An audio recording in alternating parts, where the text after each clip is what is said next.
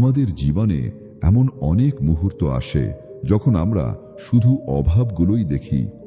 এটা নেই, ওটা নেই, এই অভিযোগ করতে করতে কখন যে আমরা আমাদের প্রাপ্তিগুলো ভুলে যাই টেরও পাই না। একটু ভাবুন তো, একটা গাছের শুধু ফল নেই বলে আমরা তাকে অকেজো বলি, কিন্তু তার শীতল ছায়া, আশ্রয় আর নির্মল বাতাস, এগুলো কি কোনো আশীর্বাদের চেয়ে কম? আজকের গল্পটা এমন এক দৃষ্টিভঙ্গির কথা বলবে যা আপনার জীবনকে বদলে দিতে পারে। এই গল্প শেখাবে কিভাবে কৃতজ্ঞতার অভাবে আমাদের চোখ বন্ধ হয়ে যায়, আর কিভাবে একটুখানি ইতিবাচক চিন্তাই আমাদের সব কষ্টকে আশীর্বাদে পরিণত করে।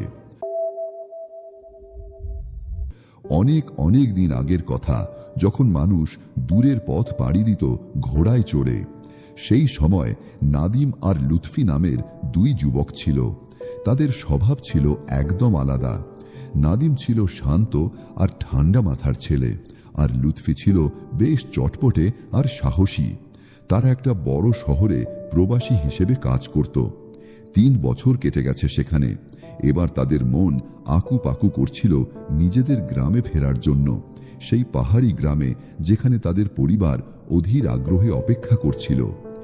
একদিন নাদিম বরাবরের মতোই শান্ত ছিল, কিন্তু লুৎফি ভীষণ রেগে গেল।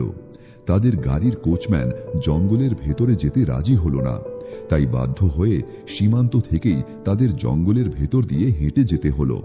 তারা তাড়াতাড়ি হাঁটতে শুরু করলো, যেন অন্ধকার নামার আগেই জঙ্গলটা পার হয়ে যেতে পারে। প্রথম যে জঙ্গলে তারা ঢুকলো সেটা ছিল শিকারীদের ফাঁদে ভরা। সাবধানে পা টিপে টিপে তারা ফাঁদগুলো এড়িয়ে যেতে লাগলো। শরীর ক্লান্তিতে ভেঙে পড়ছিল, তৃষ্ণায় বুক শুকিয়ে কাঠ, কিন্তু পরিবারের কাছে ফেরার টান তাদের এগিয়ে নিয়ে যাচ্ছিল। একটু পরেই তারা পৌঁছালো একটা খরস্রোতা নদীর ধারে, কিন্তু সর্বনাশ, বর্ষার পানিতে সেতুটা নাকি ভেসে গেছে। তাদের সামনে তখন আর কোনো উপায় ছিল না।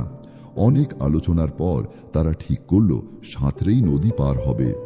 অনেক কষ্ট করে তারা অবশেষে ওপারে পৌঁছালো, কিন্তু দুর্ভাগ্য, তাদের পানির বোতলটা কাদামাখা স্রোতে ভেসে গেল। নাদিম নিরাপদে পৌঁছাতে পেরে সৃষ্টিকর্তাকে ধন্যবাদ জানালো এবং ভেজা কাপড় পাল্টে তার কাছে থাকা একমাত্র বাড়তি পোশাকটা পরে নিল। কিন্তু লুৎফি এবার আরো বিরক্ত হয়ে গেল, কারণ এখন দীর্ঘ পথ হাঁটতে হবে, অথচ এক ফোঁটা পানিও নেই। এরই মধ্যে নেমে এলো ঝুম বৃষ্টি। আতঙ্কে তারা ছুটতে লাগলো একটা আশ্রয়ের খোঁজে, যেন তাদের শেষ পোশাকটুকুও ভিজে না যায়। ভাগ্য ভালো, তারা জঙ্গলের মাঝখানে একটা ছোট্ট কুঁয়ে ঘর খুঁজে পেল। মনে হলো কোনো শিকারী তাদের সুবিধার জন্য এটা বানিয়ে রেখেছিল। তারা সেখানেই আশ্রয় নিল। বৃষ্টির পানি জমানোর সময় লুৎফি বিরক্ত হয়ে বলল, ধুর ছাই, কি বাজে একটা যাত্রা। প্রথমে কোচম্যানের ঝামেলা, তারপর নদী পার হলাম, এখন আবার এই বৃষ্টি। এত সব বাধা পার হয়ে আজ রাতে আমরা কি গন্তব্যে পৌঁছাতে পারবো? বৃষ্টি থামার পর দুপুর নাগাদ তারা আবার হাঁটতে শুরু করলো। ধীরে ধীরে জঙ্গল শেষ হলো, দূরে দেখা গেল কিছু গ্রাম। কিন্তু এবার রোদ চড়চড় করে উঠেছে, পেটেও ক্ষুধা জানান দিচ্ছিল। অবশেষে তারা একটা বিশাল ছায়াময় গাছের নিচে পৌঁছালো। সেখানেই বসে তারা তাদের বাকি খাবারটুকু খেলো। একটু পরেই ক্লান্তিতে তারা গাছের নিচে শুয়ে পড়ল। হঠাৎ লুৎফি আবার অভিযোগ করে উঠল, এই গাছেরই বা কি লাভ? এত বড় আর ছায়াময়, কিন্তু কোনো ফল নেই, কোনো কাজের না এটা।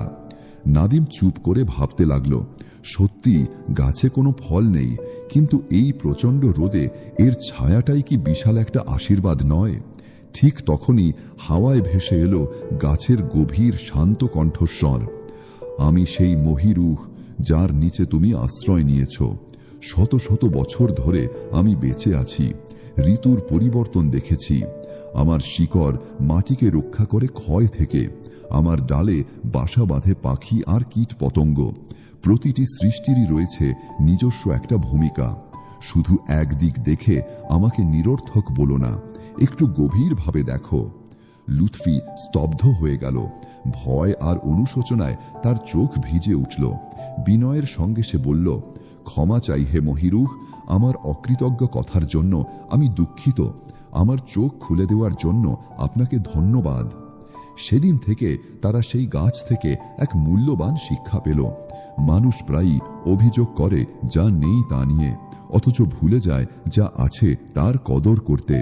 ঠিক যেমন এক ঝুড়ি কমলার মধ্যে যদি একটা পচা থাকে আর আমরা শুধু সেটার দিকেই তাকাই, তাহলে বাকি মিষ্টি কমলাগুলোর স্বাদই নিতে পারবো না।